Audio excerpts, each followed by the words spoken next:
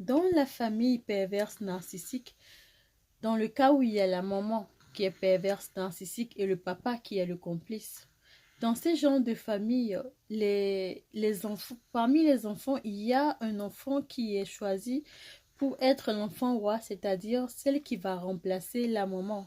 Et la plupart du temps, c'est aussi une femme qu'ils choisissent, que la maman perverse narcissique choisit pour la remplacer. Et cette nouvelle perverse narcissique, elle devient au fait dans cette famille la personne qui second la maman qui est perverse narcissique. Et dans cette famille, on va alors compter deux pervers narcissiques, c'est-à-dire la maman et ainsi que la fille qui est perverse narcissique. Et maintenant viennent les autres.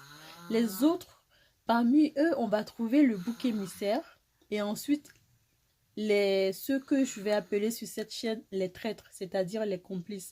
Les autres sont aussi en quelque sorte des complices qui deviennent au fait des complices du pervers narcissique qui est l'enfant roi ainsi que la maman. Mais dans ce genre de famille, ce qui est grave, c'est que l'enfant roi domine sur tous ses frères et sœurs qui sont au fait des traîtres, sans compter le bouc émissaire, parce que le bouc émissaire sera rejeté par toute la famille et va porter au fait le poids du péché, du mal de toute la famille. Et dans cette famille, les complices sont alors au fait les autres frères et sœurs.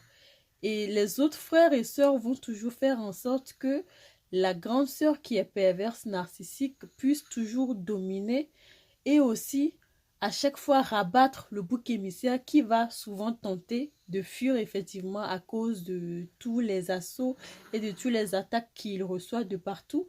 Et le bouc émissaire va à un moment donné essayer de fuir. Donc les traîtres qui sont les autres frères et sœurs vont toujours rabattre le bouc émissaire à l'enfant roi qui est la perverse narcissique. Et le double rôle que les traîtres, c'est-à-dire les complices de cette famille perverse narcissique jouent, c'est qu'ils vont dire au bouc émissaire qu'ils sont de son côté et en même temps, ils vont aussi dire à la grande sœur perverse narcissique aussi qu'ils sont aussi de son côté à elle.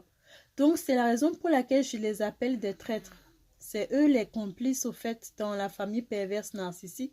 Les autres frères et sœurs sont les complices du pervers narcissique mère et ainsi que de la perverse narcissique fille. Et la plupart du temps, ces complices vont faire croire au bouc émissaire que eux aussi ils subissent les mêmes assauts du pervers narcissique qui est l'enfant roi, ce qui est archi faux effectivement.